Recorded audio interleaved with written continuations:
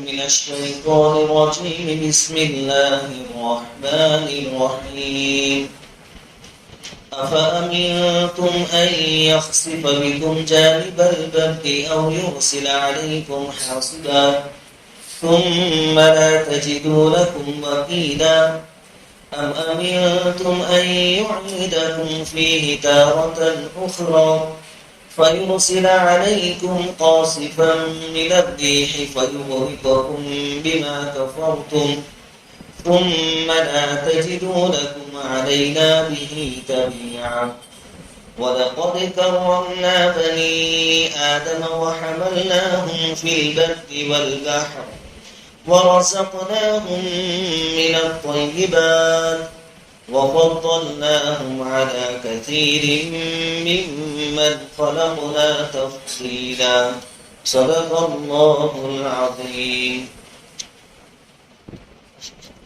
سورہ بنی اسرائیل کی آیت نمبر 68 سے 70 تک کی آپ کے سامنے تلاوت کی گئی.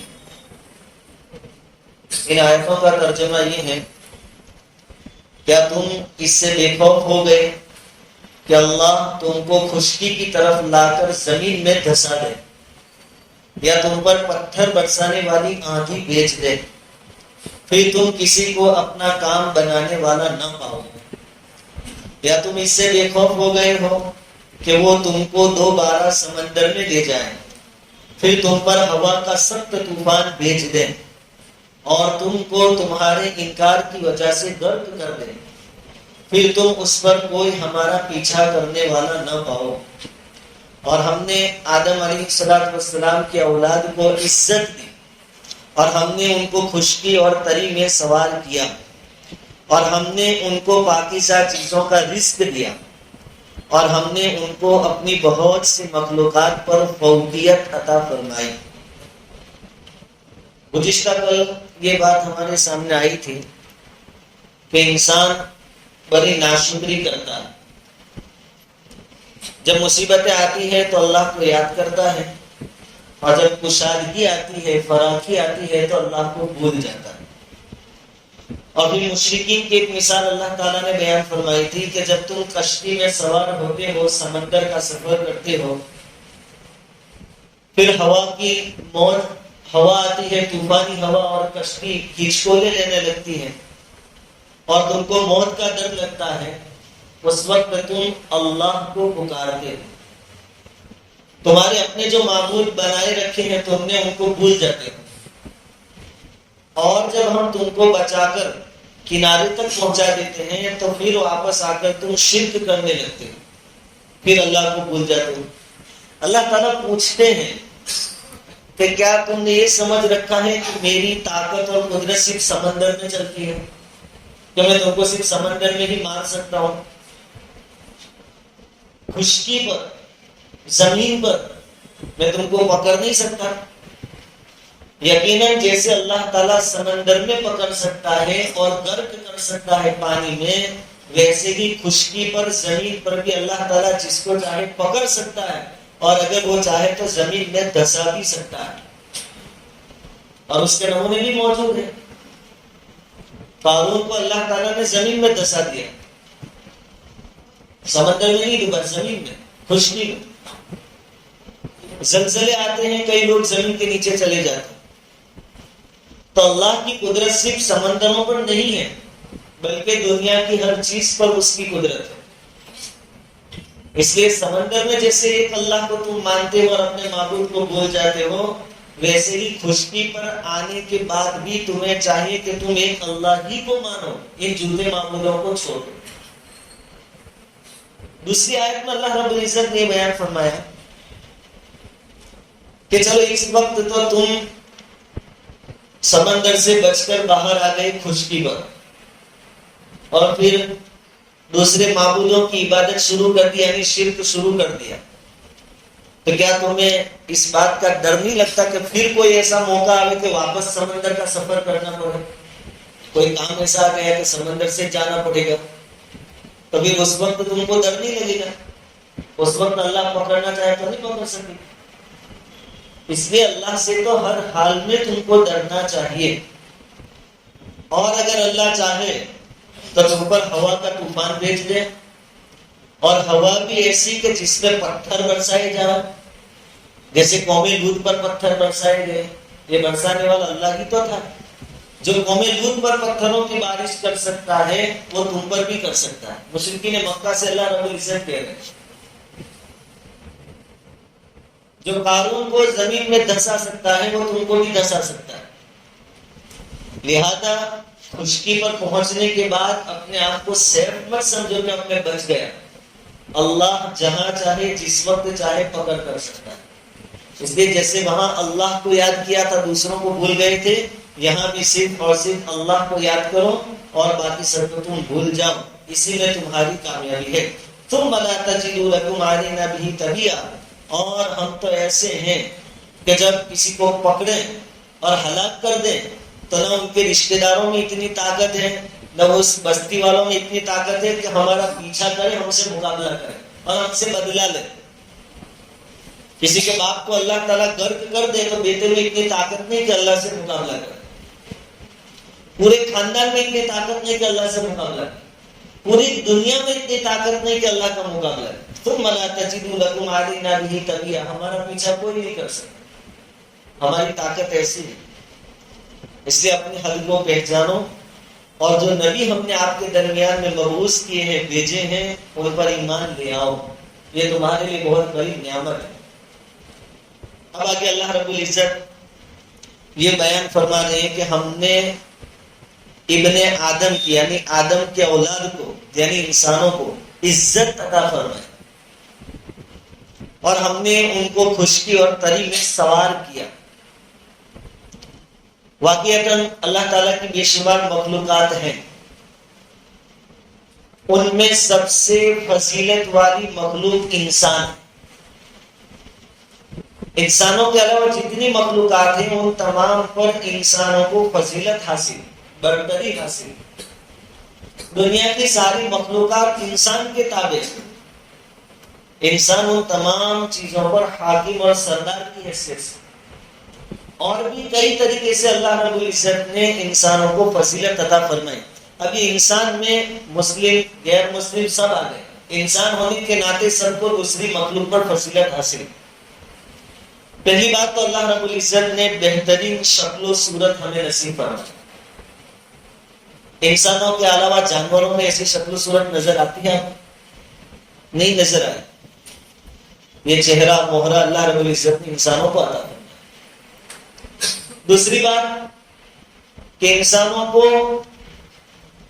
قد و قامت یعنی لمبائی چوڑائی جو اللہ رب العزت نے عطا فرمائی ہے، قد و قامت اس کا بالکل بیش کسی دوسرے جانور کا ایسا قد و قامت نہیں۔ ہم جیسے دکھتے ہیں انسان ویسا کوئی جانور نہیں دکھتا ہے۔ تیسری بات کہ اللہ رب العزت نے انسان کو عقل عطا فرمائی۔ عقل کے ذریعے انسان اپنے سے بڑی اور طاقت والی چیزوں کو بھی اپنے کنٹرول میں کر لیتا ہے۔ 6 فٹ کا انسان اپنے سے کئی گنا بڑے ہاتھی کو اپنے کنٹرول میں کر لیتا ہے، شیر جیسے شیر کو اپنے قابو میں کر لیتا ہے، ہوا میں ہوائی جہاز اڑاتا ہے ہواؤں کو چیر کر، پانی میں پانی کو چیر کر کشتیاں چلا لیتا ہے، حالانکہ کشتی جتنا اتنا قد نہیں ہے، اس کی ہائٹ بڑی کشتی جتنی نہیں ہے، ہاتھی کے برابر کا یہ نہیں ہے، لیکن سب کو اللہ نے اس کو جو عقل دی ہے اس کے ذریعے سے سب کو اپنے کنٹرول میں کر لیتا ہے۔ یہ بھی انسانوں پر اللہ رب العزت کی بہت بڑی نعمت ہے۔ یہ انسان کی تعظیم ہے اللہ رب العزت کی طرف سے کہ چھوٹی مخلوق ہونے کے باوجود سب کو اپنے کنٹرول میں کر لیتا ہے۔ اسی طرح مزاج، انسان کا مزاج بالکل ٹھیک، نہ جانوروں کی طرح نہ بالکل گیا گزرا، معتدل المزاج اللہ رب العزت نے انسان کو پیدا فرمایا۔ بولنے کی صلاحیت کہ اپنی بات دوسروں کو سمجھا سکے، یہ صلاحیت صرف اور صرف اللہ رب العزت نے انسانوں کو عطا فرمایا۔ جانوروں میں بولنے کی صلاحیت نہیں۔ آپ نے دیکھا جانور ہماری طرح بات کرتے ہو، نماز پڑھتے ہو ہماری طرح، اپنی باتوں کو اشاروں میں سمجھا دینا، یہ فہم و فراست بھی اللہ رب العزت نے انسان کو عطا فرمایا ہے، کسی اور مخلوق کو عطا نہیں فرمایا۔ یہ بھی اللہ رب العزت کی بہت بڑی نعمت ہے انسانوں پر۔ اسی طرح کھانے پینے کی چیزوں میں بھی انسان تمام مخلوق سے الگ ہے۔ ایک انسان ہی ایسی مخلوق ہے کہ الگ الگ چیزوں کو جمع کر کے ایک ساتھ کھاتا ہے۔ روٹی کے ساتھ سالن، سالن میں بھی الگ الگ چیزیں اس نے ملائی، تیل ملایا، مرچ مسالہ اس نے ڈالا، گوشت ڈالا اور پھر اس کو پکایا، طرح طرح کے مسالے اس میں ڈالے۔ یہ جانوروں میں یہ چیزیں نہیں ہوتی۔ جانور یا تو گھاس کھاتے ہیں یا کچا گوشت کھاتے ہیں، شیر وغیرہ ہے تو گوشت کھاتے ہیں، لیکن آپ نے کبھی ان کو تندوری وغیرہ پکا کر کھاتے دیکھا تو انہوں نے کوئی محفل سجائی ہو اور کوئی پارٹی کی ہو جانوروں؟ یہ فضیلت اللہ رب العزت نے انسان کو دی۔ اللہ تعالیٰ نے انسان کو اتنی فضیلت دی کہ اس کے پاس اپنے نبیوں کو بھیجا۔ کسی جانور کے پاس نبی آئے آپ نے سنا؟ انسانوں میں اللہ رب العزت نے اپنے لاڈلے نبیوں کو بھیجا۔ انسانوں کے پاس اللہ رب العزت نے آسمانی کتابیں بھیجی، اپنا کلام بھیجا، اور اللہ رب العزت نے قرآن پاک میں آخری حد کی بات بھی بیان فرما دی کہ ساری کائنات میں نے مخلوق کے واسطے بھیجا، انسان کے واسطے۔ تو سارا جہاں تیرے لیے، تو خدا کے واسطے، دنیا پوری ہمارے واسطے، چاند سورج سب ہمارے واسطے، ہماری فیسلٹی کے واسطے اللہ رب العزت نے پیدا فرمایا۔ ان ساری سسٹم کا استعمال کر کے اللہ رب العزت ہم سے صرف ایک ہی تقاضا کرتے ہیں کہ آپ ہماری بندگی کریں، اور کچھ نہیں چاہیے۔ آپ کما کر مجھے دو، نہیں چاہیے۔ پھر سوال ہوتا ہے کہ زکات لیتے ہیں، صدقہ لیتے ہیں، تو وہ اللہ نہیں لیتا ہے۔ اللہ تعالیٰ وہ تو جتنا تم سے لیا ہے اس سے کئی گنا بڑھا چڑھا کر تم کو واپس دے گا۔ یہ تو تمہارے لیے، تمہارے فائدے کے لیے، تمہارے مستقبل کے لیے ایک اسکیم اللہ رب العزت نے چلائی کہ بھائی آپ ہمارے بینک میں پیسہ جمع کرو، ہم دگنا چگنا کیا 700 گنا بڑھا کر آپ کو دیں گے۔ تو زکات صدقے بھی اللہ رب العزت نہیں لیتے۔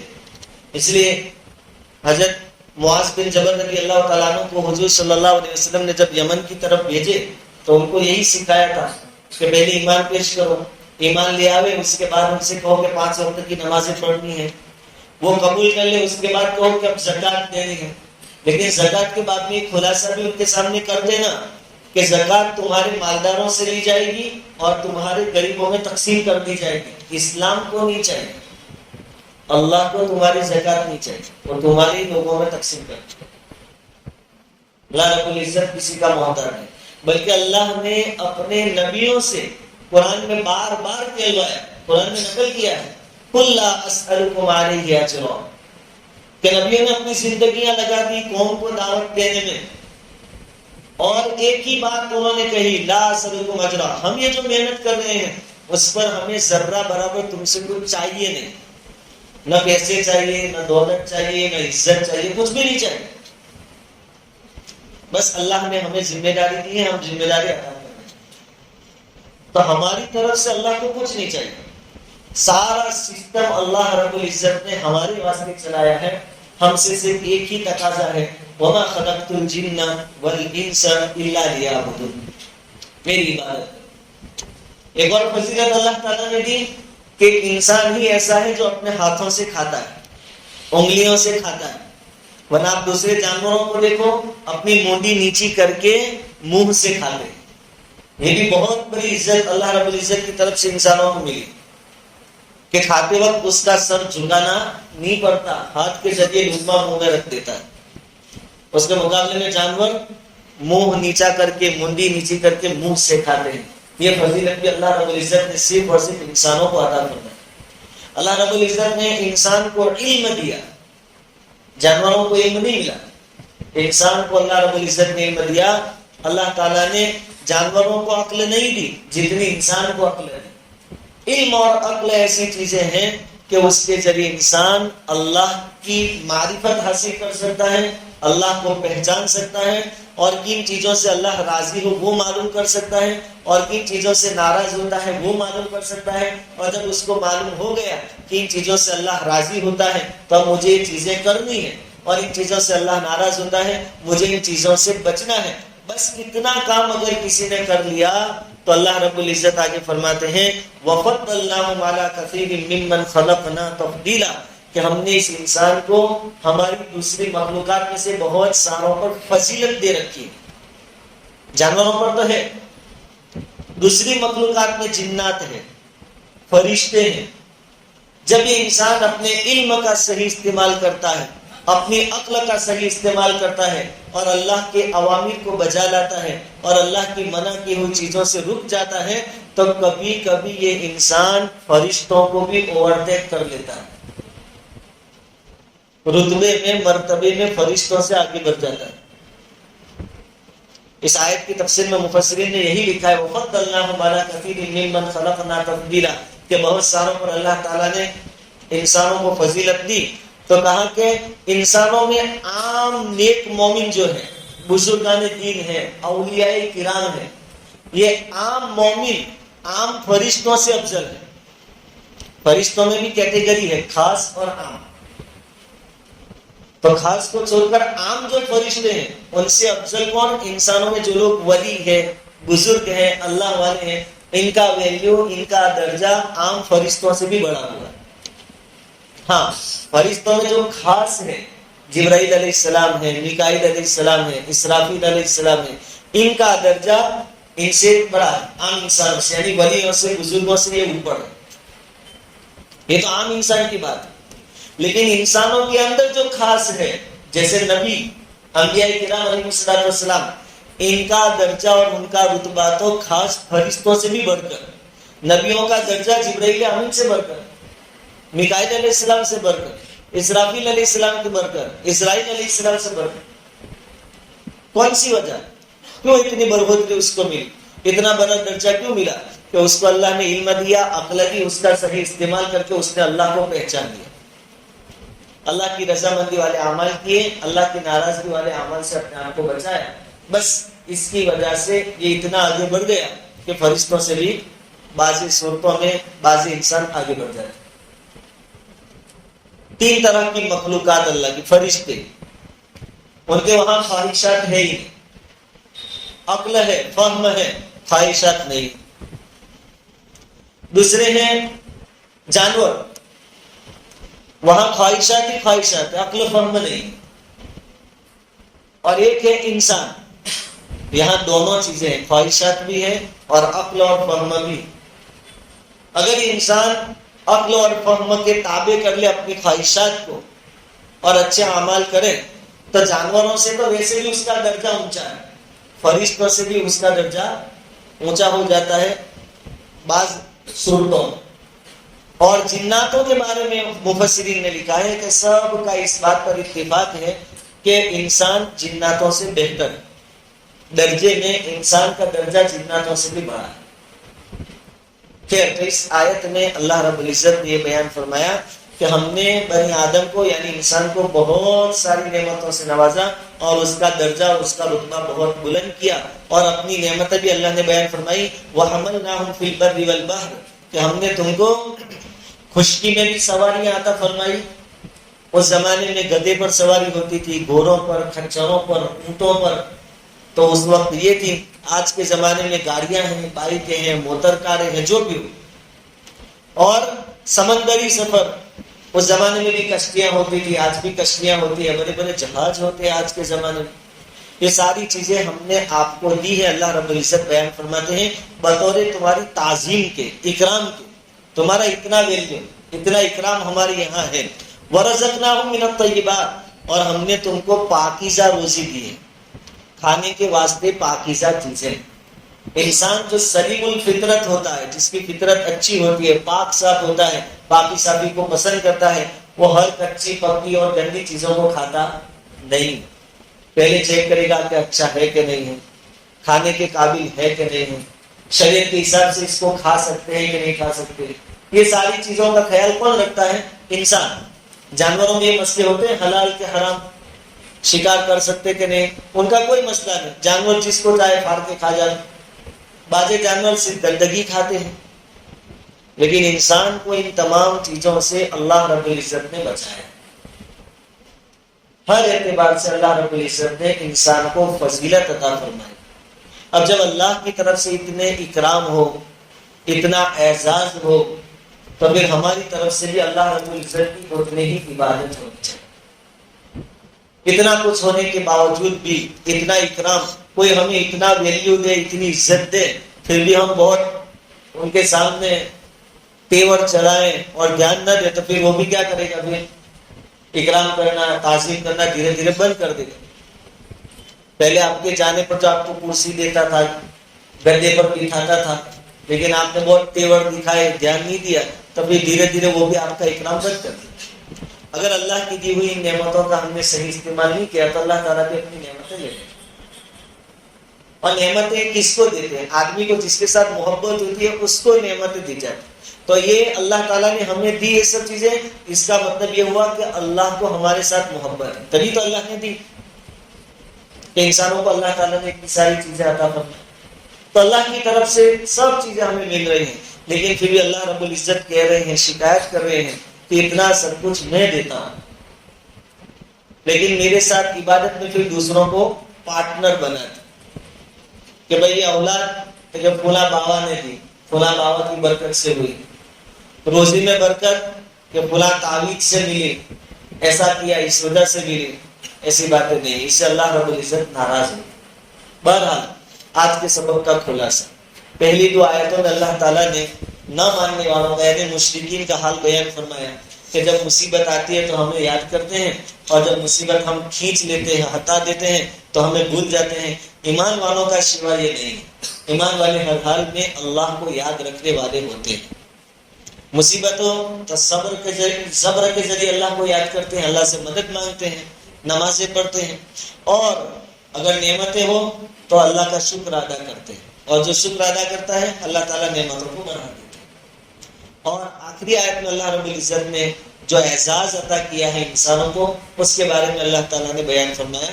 अल्लाह ताला हमें जो एजाज अल्लाह की तरफ से मिला है, जो इकराम मिला है, उसकी कदरदानी करने की हमें तौफीक अता फरमाए। दुरूद शरीफ पढ़ो।